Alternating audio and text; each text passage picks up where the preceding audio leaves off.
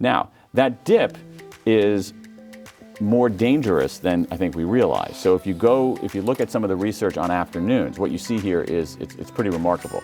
Standardized test scores for kids, lower in the afternoon than in the morning. Math grades, lower in the afternoon if they take math in the afternoon than if they take them in the morning. Anesthesia errors, 3 times more likely at 3 p.m. than at 9 a.m. Yeah. Fewer polyps detected in colonoscopies. Incredible deterioration in hand washing in hospitals. So basically, don't go to the hospital in the afternoon, for real. I mean, don't do that. This episode is brought to you by AKA, a collection of luxury serviced residences specializing in longer stays in places like New York City, Los Angeles, Philadelphia, Washington, D.C., and London. So it's nice to have a full-size kitchen, room to spread out and have our production meetings, with all the luxuries of a hotel and still feel the comforts of home. You gotta check them out. I'm Daniel Pink, author of When, The Scientific Secrets of Perfect Timing, and you're watching Behind the Brand with Bryan Elliott. When is the best time to have an interview with someone who's notable, famous, and influencer? Well, I was thinking about that as I was coming over because having an interview with someone who is notable, famous, and an influencer. And, it's a great question to ask, and it's actually the heart of this latest batch of research that I've done, which is that we don't ask that question. We focus very strongly on what we're going to do, who we're going to do it with, how we're going to do it. But when it comes to the question of when we're going to do things, we don't really take it that seriously, and we ought to, because there's a very, very rich body of science telling us that there are better ways to make our when decisions in our life. We can get more productive, more creative, and actually feel better. I mean, I've always thought it and experienced it. Timing is everything. Tell us a couple of these fun stories from the book, because there's a lot of great anecdotes leading up to some of the hacks. The main idea in the book is that we make our decisions about timing based on intuition and guesswork. That's what I always did. I always made these kinds of decisions in a very sloppy, haphazard way. That's the wrong way to make them. And it turns out there is this incredible body of science across many, many disciplines giving us clues about how to make these decisions better, smarter, and shrewder. And this is true at the unit of a day. So the data and the evidence tell us that we can reconfigure our schedule to be maximally productive and creative in the course of a day. There's some great research on breaks. We should be taking more of them. And then if we widen the lens a little bit, we can talk about the episodic nature of our lives. Beginnings, midpoints, endings, all of these exert an influence on our behavior. And if we're aware of them, we can work smarter and live better. Oh, what inspired you to write it? Were you thinking about timing, or Frustration inspired me to write it, really, because I was doing this myself. I mean, I was making when decisions myself, and it occurred to me that I was making them in this completely half-assed way. And I said, "That's great. Why am I doing it that way?" And I started looking for guidance. It didn't exist, and that surprised me. Like I would think there'd be like guidance out there about how to make better timing decisions. Can you talk a little bit about, early riser, late riser, and, how that plays into how we can be more efficient in our lives? One thing that we know very clearly is that in the unit of a day, our cognitive abilities don't stay the same throughout the day. That's really important. We have this notion that, okay, our abilities are going to be basically pretty much constant from the time we wake up to the time we go to sleep. And that is not true. Our abilities vary in significant ways. And what we see in most of this research is the following, that we move through the day in 3 stages: a peak, a trough, a recovery, up, down, up again. Now, in order to figure out when to do the right thing, you have to answer that very question that you just asked, Bryan, which is, what is your, fancy word, chronotype? Are you an early riser? Are you a late riser? Or do you wake up early and go to sleep early? Do you wake up late and go to sleep late? Or are you in the middle? All right. And so what the distribution in the population looks like is this: 15% of us are larks, early people. 20% of us are owls, late people. And there's some super extreme late people. And then 2/3 of us are in the middle. It's sort of like, you and I have talked before about introversion, extroversion, ambiversion, right? Mm-hmm. Some people are introverts, some people are extroverts. Most people, like you, like me, are ambiverts. Yep. And so 2/3 of us are kind of in the middle. And so what you have to do is you have to figure out what's your chronotype. And again, and there's a very simple way to do that. And 80% of us are either larks or in the middle. Those folks move through the day, peak, trough, recovery. Owls are much more complicated. They tend to move through the day, recovery, trough, peak, basically have their peak moments later in the day. Now, what we know from this, that the first step is to figure out your type, as you just asked. Then we have to figure out what kind of task are you doing. Is it an analytic task requiring heads down focus and attention, or is it a more creative task where you want to be a little bit looser? And once we do all those things, we can do the right work at the right time, and here's how it works. We should be doing our analytic work during the peak. That's when we are most vigilant. We can bat away distractions, we can lock down, we can focus. For most of us, that peak is the morning. For owls, it's much later in the day. But during our peak, we're most vigilant. That's when we should be doing our analytic work, writing a report, analyzing data, crunching numbers, things that require intense focus. During the trough, right, that's for almost all of us, the early to mid-afternoon. That's not a very good time, as you know from the book. For anything, a lot of bad stuff happens then. Yeah, I mean, there's a whole candy campaign, Snickers campaign built around that sort of common knowledge that right around 2, 3, 4 o'clock, we hit that dip. Typically we hit a dip around 7 hours after we wake up. So, so for someone like me, you're exactly right. I wake up at 7, I'm going to hit a dip at around 2. Yeah. Now that dip is more dangerous than I think we realize. So if you look at some of the research on afternoons, what you see here is it's pretty remarkable. Standardized test scores for kids lower in the afternoon than in the morning. Math grades lower in the afternoon if they take math in the afternoon than if they take them in the morning. Anesthesia errors 4 times more likely at 3 p.m. with or without a Snickers. Anesthesia errors 3 times more likely at 3 p.m. than at 9 a.m. Yeah. Fewer polyps detected in colonoscopies. Incredible deterioration in hand washing in hospitals. It's a dangerous time. So basically, don't go to the hospital in the afternoon, for real. I mean, don't do that. Have your surgery in the morning. Absolutely. And basically, you should try to avoid not going to a hospital in general. But if you go into a hospital and you have some discretion over it, don't go in the afternoon. I mean, don't schedule an important doctor's appointment or anything important in the hospital in the afternoon. Yeah. I truly would not let anybody in my family do that now that I've looked at this, research. You see it in auto accidents. Auto accidents are complicated, not complicated, but they're a little bit more complex because the number of accidents is going to be a function of how many cars are on the road. And so there's not a constant number of cars on the road. So once you control for that, the most dangerous time to be on the road is between 4 a.m. and 6 a.m. The second most dangerous time, 2 p.m. to 4 p.m. Maybe because people are eating Snickers and not focused on the road. Yeah. And so during this trough, it's not a good time for us. We should be doing our administrative work. We should be answering our routine emails, filling out our stupid reports and things like that. Then the recovery period, which for most of us, 80% of us, is the late afternoon and early evening, around the time that you and I are gathering here in Los Angeles. What we know about that time of day is the following. Our mood goes back up, but we're less vigilant than we are during the peak. Now that turns out to be an interesting combination. When you have higher mood and less vigilance, that makes it a good time for things like brainstorming, for solving what are called insight problems, for things that require some looseness. And it's basically, if you look at the research, and going back to my initial question and frustration, the design principles are in the science. Do your analytic work during the peak, whenever that may be, do your administrative work during the trough, and do your insight, creative, iterative work in the recovery. And it's really that simple. The problem is, of course, is that we don't do that. So Dan, break down, early riser, late riser, and the benefits of, understanding who you are.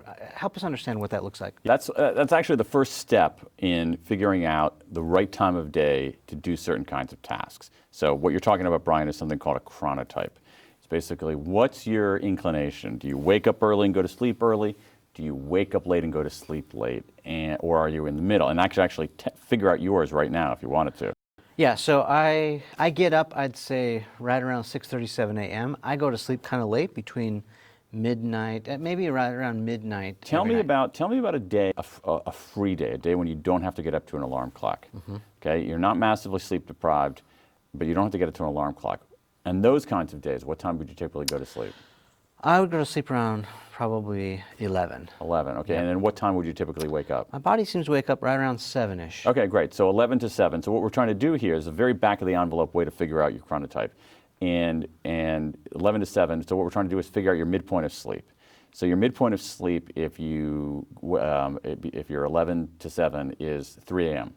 And so what this shows is, and we know if your midpoint of sleep is earlier than 3:30, you're probably a lark, a morning person. If your midpoint of sleep is after 5:30, you're an evening person. And if you're in the middle, if you're in between those, you're a third bird, you're in the middle.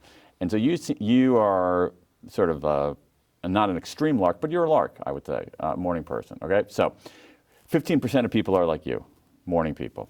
20% of people are late people, owls. 2/3 of people, like me, are what I call third birds, are in the middle. And so that's the first thing that we need to figure out, all right? So, larks and people in the middle have a fairly common pattern. Owls are much more complicated. Owls are very complicated. The world is very unfair to owls, all right? So what we also know is that we tend to move through the day in 3 stages: a peak, a trough, a recovery. A peak, a trough, a recovery. Most of us, people like you and me, the larks, the people in the middle, move through in that order. Owls, more complicated. They tend to move through it in the reverse order, but they basically hit their peak later in the day. So 3 stages, peak. The peak is when we're most vigilant, and that's the key. What does that vigilance mean? Vigilance means you can bat away distractions. So that means that it's the best time for doing analytic work that requires heads down, focus, and attention. Writing a report, running the numbers on something, going through step by step the elements of a strategy.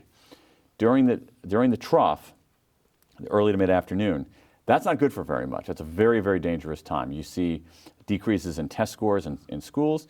You see huge problems in healthcare and health and medicine. Huge. Yeah, I mean, we get sleepy, maybe we don't have enough energy or focus. It's the time we need a Snickers or something. It's really bad, actually. I would not let anybody in my family go to the hospital in the afternoon. The data are just overwhelming. You got 4 times greater chance of anesthesia errors at 3 p.m. than you do at 9 a.m. I mean, it's crazy. If you look at hand washing in hospitals, huge drop off in hand washing in hospitals in the afternoon. Wow. You see even some interesting indicators of corporate performance falling off in that period. Even things like traffic accidents. Traffic accidents, you obviously have to control for cars on the road. There are going to be more traffic accidents when there are a lot of cars on the road. Big surprise. Once you control for that, though, the most dangerous time to be on the road is 4 a.m. to 6 a.m. I don't think that's a shocker. It's like dark outside, and who's out then? All right. The second most dangerous time, 2 to 4 p.m. And so this trough is not a good time for us. We should be doing our administrative work, things that don't require a lot of mental firepower. Yep. Answering your routine emails, filing, that kind of garbage. The recovery, that's an interesting period. So for most of us, that recovery is the late afternoon and early evening. That's an interesting period because our mood actually goes back up. Our mood goes up, down, up. Our mood goes back up. However, we're less vigilant. Now, that's an interesting combination because when our mood is good and we're less vigilant, that makes it a good time for things like brainstorming, right? If you're hyper-vigilant, you're not a good brainstormer. That's a terrible idea, that's a terrible idea, that's a terrible idea. You want to be looser. There's certain kinds of problem solving that is better done loosely rather than tight.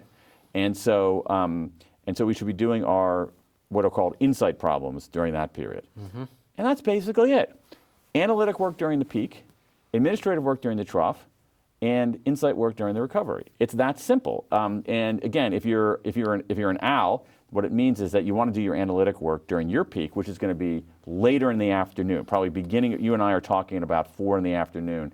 It's about the time that owls are somewhat getting going, right? Yep. And so for me and you, we're sort of entering that kind of recovery period where we're less vigilant than we were at 9 in the morning.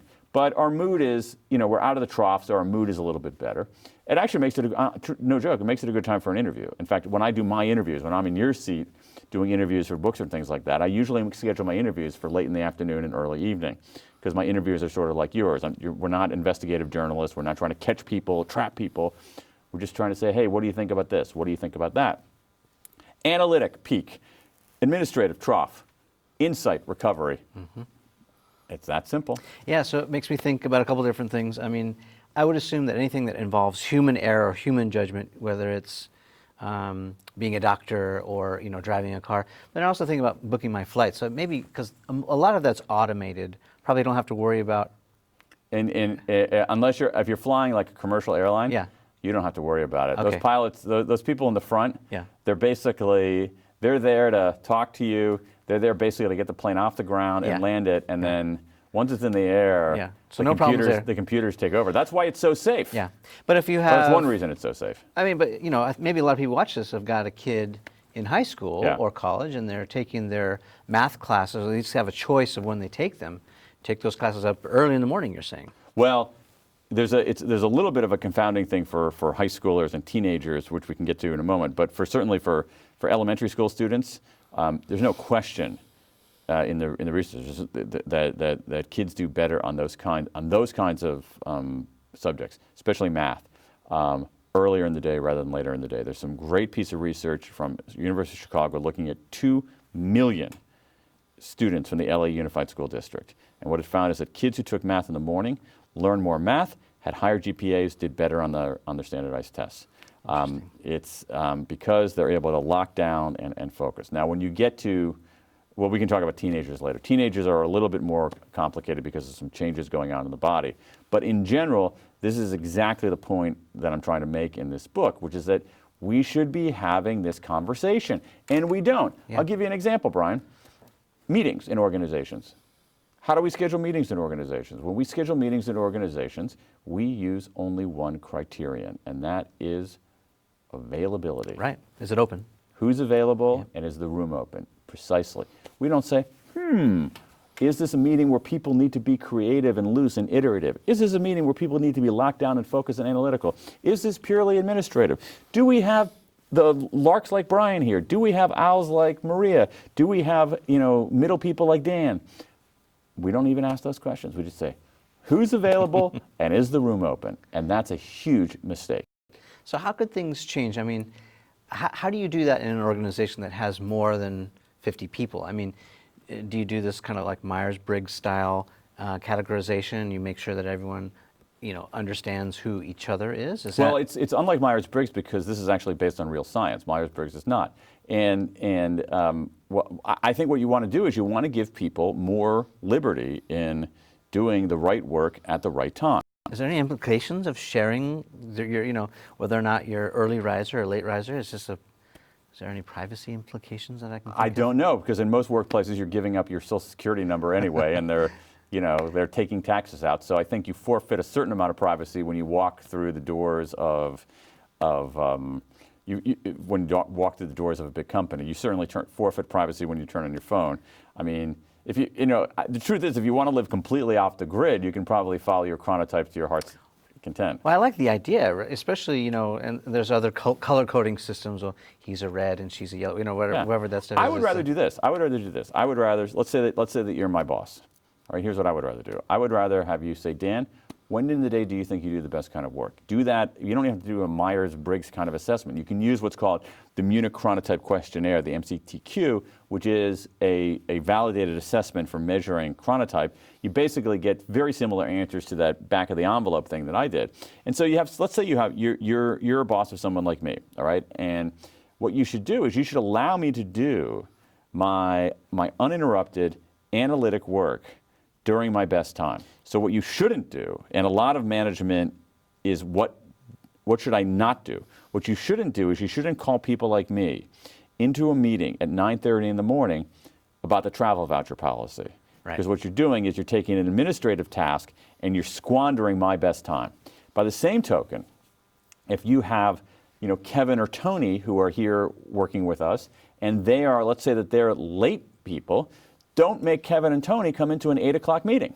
Don't make owls come into an 8 o'clock meeting unless it's urgent. Right. All right? And so it's things like that. And so if we work at it at the unit of one and at the sort of the individual and the person the boss to whom that individual is reporting, then I think you can make some small changes. And this is actually really important. It's not a nice thing. What the research shows is that time of day effects explain about 20% of the variance in how people perform on workplace tasks. That's a big freaking deal. Yeah, I mean, time is money, right? This is about efficiency. There's a lot of, each chapter heading kind of has hacks. Right. Let's dive into some of the more, the interesting hacks that could be directly applicable to work. I love the meeting hack. Yeah. That's a super smart way of approaching that. What else do you think is noteworthy?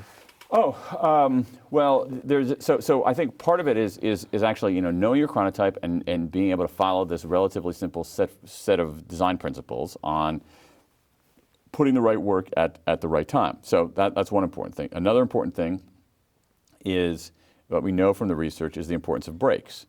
We should be taking more breaks, and we should be taking certain kinds of breaks. Yeah, I love you wrote about scheduling breaks. Absolutely. Literally put it in your phone. Absolutely like right. Time to stand up, move around. Exactly. Even take a nap. Well, there's a lot of good research on the benefits of naps, but on breaks in general, what we know is this: we should be taking more breaks. We should be taking certain kinds of breaks. This idea that we have out there in certain workplace cultures that you should power through, that the way to get more done is to power through, not to take a break, is just wrong. I mean, it's not wrong morally, although there's this view, I think, that powering through is morally virtuous. It's not. What's morally virtuous is getting good work done. I'm a sinner on this one, Bryan, because I was someone who rarely took breaks, and I had it completely wrong. I believed that amateurs took breaks and professionals didn't. It's the exact reverse. Professionals take breaks. They're intentional about it. And one way to be intentional about it, exactly as you say, is to schedule it. And you don't have to go crazy here, okay? We're not talking about a 3.5-hour siesta.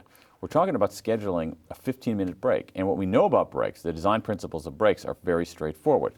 We know that something beats nothing. So literally, as you hinted before, a 1 or 2 minute break is better than not doing anything. We also know that social is better than solo. So taking a break with someone else is more restorative than taking it on your own, even for introverts.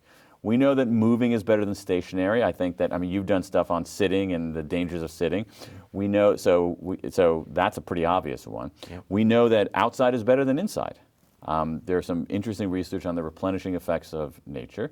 And we know that fully detached beats semi-detached. So you want to be able to leave your phone behind, not talk about work. And so, if people on the job take a 10-minute walk break outside with someone they like, leaving their phone behind, talking about something other than work, they're going to do their jobs better. Yeah, period. Wow, you just basically rattled off 10 things that probably, 8 or 9 out of 10, no one's even thinking about. Right. I think that's right. And this is the problem, because for whatever reason, we don't take these questions of when seriously enough. Yeah. So the folks who are watching your show, my guess is that on the day that they're watching this, 90% of them have a to-do list, right? Right. So what does that mean? That means that they're intentional. That's a sign of intentionality. They're intentional they're literally enumerating what they're going to do. They're intentional about how they're going to do it, who they're going to do it with. They're not intentional about when. They just say, okay, whatever. I'll just, it doesn't really matter when I have this meeting, when I do this kind of work, when I do that kind of work, as long as I do it. You are absolutely right. Although, something I learned from Stephen Covey a long time ago was, first things first. And I try to make my to-do list on, the hottest burning fire, the most important thing in order of priority. Although, to your point, I probably still have it wrong. It depends. Now, here's the thing. Now, it depends on what kind of task it is. So if it's an analytic task, absolutely do it first. As a lark, absolutely do it first thing. Yeah. Another tiny hack that I use now, and here's the thing. This book, more than other books that I've written, has really changed the way I do my own work. And so one of the things that I do nearly every day, especially on days when I'm in my office, not days when when they liberate me to go out and talk to people like you, but days that I'm in my office, I write down my MIT, my most important task. What's the most important thing I have to do that day? And in general, as an earlier person, I do that first. Mm-hmm. So do that first. If I were an owl, I'm not sure that doing that most important thing first is a good idea. It isn't. So maybe for owls, checking your email is not a bad thing to do first thing in the morning. Yeah, or you just try to get, if you get enough sleep, you might have that recovery period at the beginning, but sort of do some of your non-essential stuff and then really lock down when you're at your best. So this makes me think about videos, because we're always considering, when should we publish this piece? Is it 8 a.m. on a Monday? Is it at 3 p.m. on a Friday? Can you offer me any advice? There's a lot of variables that go into consideration. But it's a great question, and in some ways the answer for you on your show is the same answer for all of us at our work, which is basically test it. One of the things that we don't do enough of in our own lives is act like scientists. What do scientists do? Scientists have hypotheses, Right. and they test them. Yeah. So maybe so for me, and once we get past these guidelines, so I could have a hypothesis saying, and I've tried this, like, okay, right, my peak is in the morning, maybe I should start work at 7 a.m. That doesn't work very well for me. I'm not actually quite awake at 7 a.m. I can wake up at about 7 a.m., but my brain doesn't really activate until about 8. So I had a hypothesis. I should start at 7. Doesn't work very well. For me, starting at 8:30, that works very well. And that's it. So we can't look for, we all want to have uniform, one-size-fits-all answers. And human beings have variation, and we're not all identical. We have small variations here. And what you want to do is you want to test it. And online, it's easy to test things. Yeah. Was there any evidence about work week, like, Monday being better or worse than a Wednesday or a Thursday? Or Yeah, I found this stuff on days of the week fairly murky. Okay. With one exception, which is Monday. Monday can be a very important temporal landmark. So you asked earlier about the publishing of the book. This idea of these temporal landmarks. Temporal landmarks can give us what researchers call a fresh start. Some landmark research from Katie Milkman at Penn, Jason Reese at Penn, Heng-Chen Dai now at UCLA, and showing that there's certain dates where we're more likely to start behavior change than other dates. Yeah, so it's like clean slate thinking, man, I Exactly. partied over the weekend, I ate too much, I drank too much, whatever. Monday, I'm Right. going cold turkey, I'm Right. starting over, reset. Right. And it doesn't Yeah. always work, but Mondays can have that kind of effect. So if you want to start a new exercise regime, you're better off doing it. You're more likely to begin, and therefore you're more likely to sustain if you start it on a Monday rather than on a Thursday. Let's talk about fitness, because there's a lot about fitness in Yeah. it, and I like that a lot. Talk about why people quit, and it has everything to do with when they start. Break that down for us. Oh, well, I mean, on fitness, in terms of like time of day to exercise, again, that's one of those things where if you go into the science, it yields some principles. It doesn't yield the specific answers, but it yields these guidelines. And I think it's pretty clear. So should you exercise in the morning or should you exercise later in the day? And the answer is, as is the answer to most things, it depends. Morning exercise is better for certain goals.